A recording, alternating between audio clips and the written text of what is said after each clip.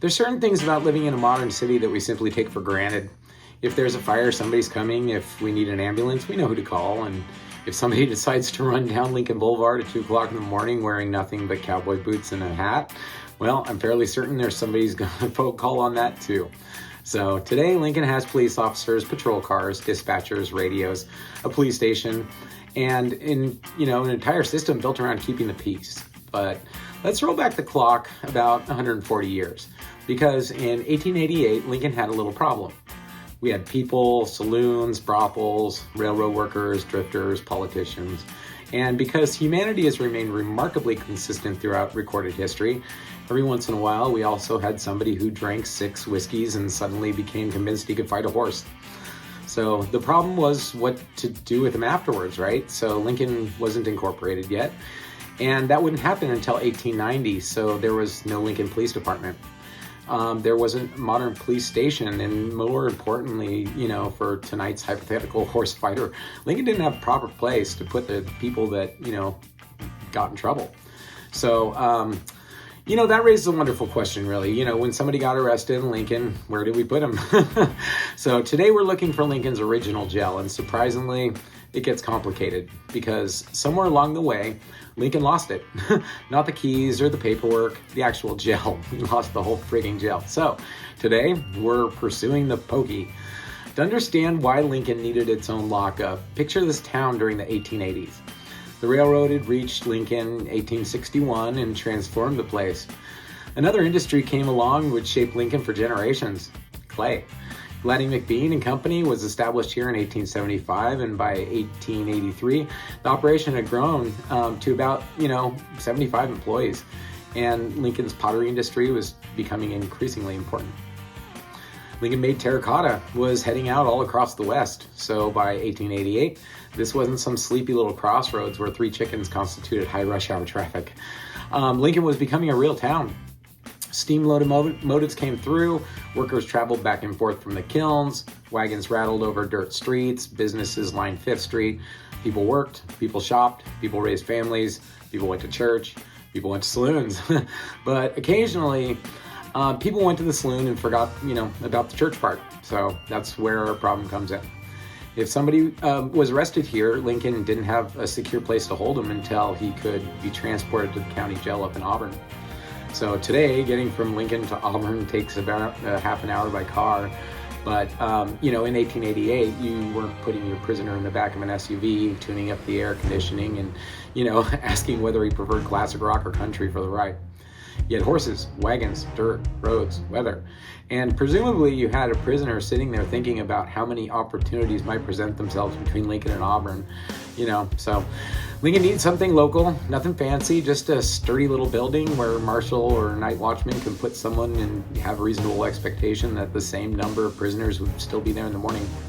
So Lincoln residents petitioned Placer County for a jail. And in 1888, we got one. And the newspaper's announcement was friggin' spectacular.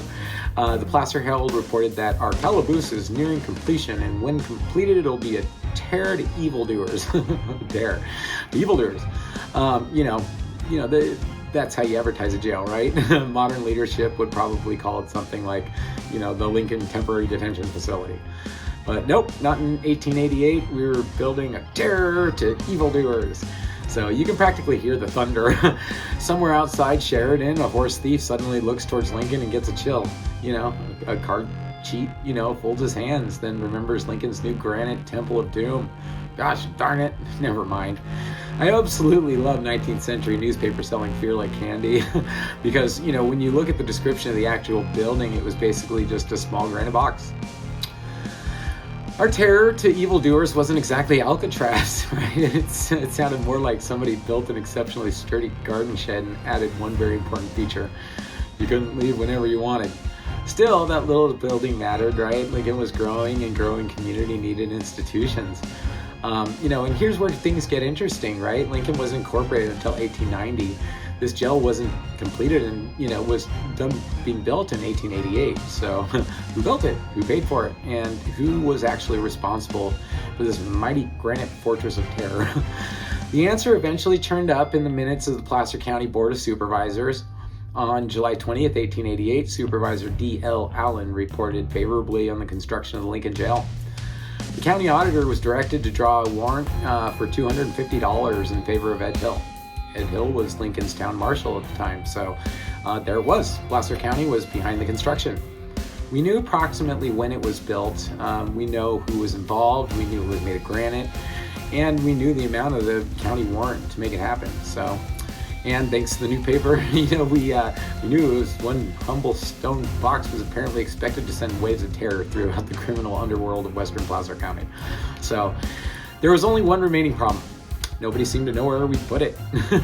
This exactly kind of local history mystery that I love, right? Because there's certain things that are understandable to lose, like your keys, your wallet, your socks, I bought reading glasses that disappeared before I got them home, but old granite building, that's an impressive thing to misplace.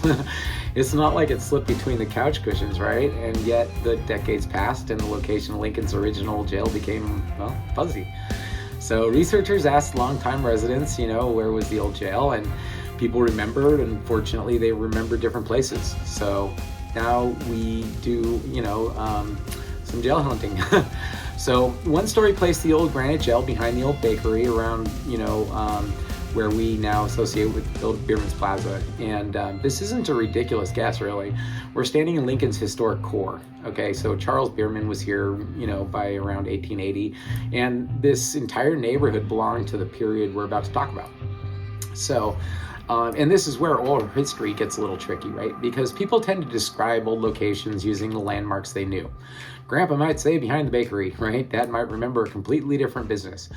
It is Bierman's Plaza. My kid knows it is that place where Dad said the video would take 5 minutes and then made me stand around for a half an hour.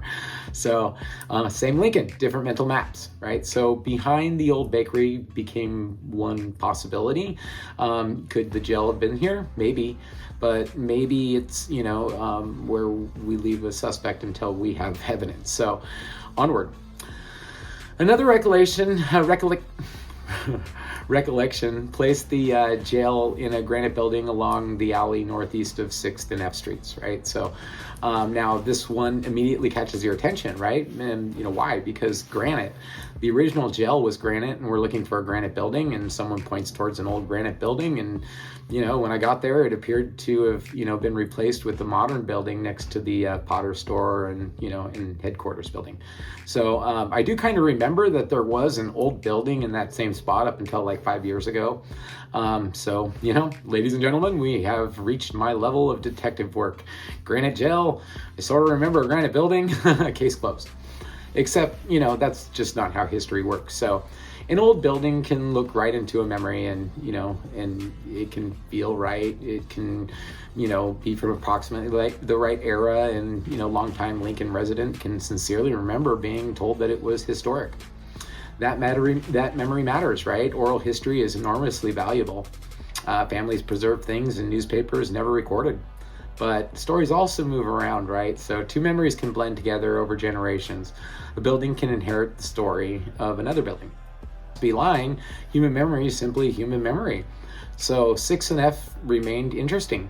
And quite frankly, if you brought me here with absolutely no research and said, Mike, find the old jail, I'd probably try and remember the old granite building for a while and announce, well, that thing looked pretty jailish. Unfortunately, jailish isn't accepted historical standard. So we continue. Another story placed the jail across the railroad tracks around 5th and H. Again, not crazy. The railroad was the reason Lincoln developed here in the first place. So by 1888, these tracks were woven into everyday life. People arrived here, workers arrived here, goods arrived here, and presumably every now and then somebody arrived who eventually required accommodations at the county's new Garrett Evildoers Inn, and breakfast never guaranteed. So a little lockup near the transportation center makes some sense. It also reminds us how compact Lincoln was. Today we mentally separate these places, right? 5th and H, 6th and F, Veterans Hall, Bierman Plaza. But the active town of 1888 was small. You could walk across it pretty quick. So 5th and H remained a possibility. Another memory, another suspect, still no conviction. Then we have another possibility connected with a brick building owned by Judge Harper in the late 1880s, because It's now identified as 519 G Street. So Judge Harper matters because his name will appear again and again in one of the best stories connected with the jail. And this is where we finally get to see our mysterious calaboose actually earning its keep, right? So jump ahead to 1900. Lincoln is incorporated now. Our jail has been standing for about 12 years. And apparently a group of local gentlemen decided Lincoln had been entirely too peaceful. So, night watchman Elliot and Scott encountered a group of newspaper called, Toughs, and these fellows were reportedly making Rome howl.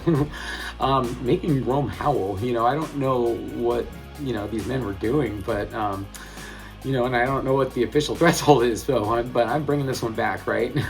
Kids blasting music, they're making Rome howl. Dog barking at midnight, Rome is howling. Neighbor starts a leaf blower at 7, on a Sunday morning, Rome is howling now. So three fellows come stumbling out of a saloon singing while attempting to put, a hat on somebody else's horse. And, that feels extremely Rome howlish. So whatever happened, Watchman Scott decided the loudest fellow needed to be arrested. So his companions resisted. Scott, called for Elliot, and Elliot came to help. And remember, this is 1900, so Scott didn't reach for the radio on his shoulder. There wasn't a dispatcher saying, Unit 12, back up in 3 minutes. There was no patrol car racing around the corner. Backup was Elliot. And hopefully Elliot was nearby because things turned into a hard fight. And according to the newspaper, by the time it was over, the coats worn by Elliot and Scott had been reduced to ribbons. These guys got into such a tussle, apparently, their jackets were simply, surrendered. But Elliot and Scott got their prisoner, and they put him in the jail. And, I love making these, their little stories because their names turn into an old newspaper into something real again. So these weren't movie characters. They were Lincoln men doing a difficult job. Something went sideways. They stepped into it. They got roughed up. They completed the arrest, and then presumably each one had to go home and explain why his coat was now resembled festive bunting. So, but our story isn't finished, right? Because the next morning, one of the prisoner's friends decided he'd show up, and and now perhaps you're thinking, excellent, he's going to find a lawyer for the guy. No, maybe he's bringing breakfast. No, perhaps he's coming to apologize. Also no. This gentleman arrived at the jail with a flask of whiskey for his incarcerated friend. You have to admire that loyalty though, right? The judgment is questionable, but the friendship, absolutely outstanding. I picture him strolling up. Good morning, gentlemen. Beautiful day. Sorry about your coats. Anyways, I brought refreshments for the fellow you arrested last night. This plan didn't go well, right? The newspaper said he was summarily thrown into the jug. So Lincoln started the morning with one prisoner. His friend arrived with whiskey. Lincoln now had two prisoners. Somewhere a third member of the gang possibly said, I better go see what's happening.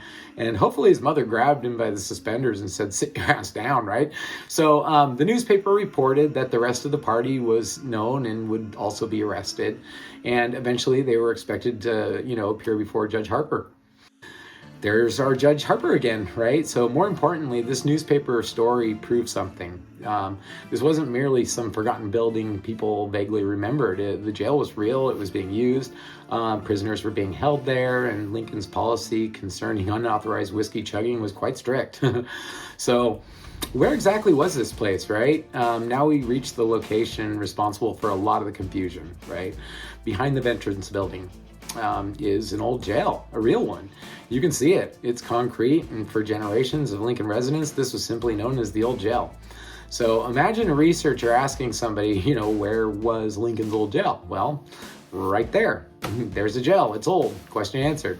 Except it wasn't the right old jail, right? So Lincoln has an old jail and an older old jail.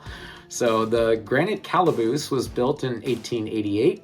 This concrete jail, came later, but memories of the two understandably blended together. So, and here's the really interesting part. The people who remembered the jail being there were, they were extremely close. So, because Lincoln's first jail actually had stood nearby, right? Very nearby.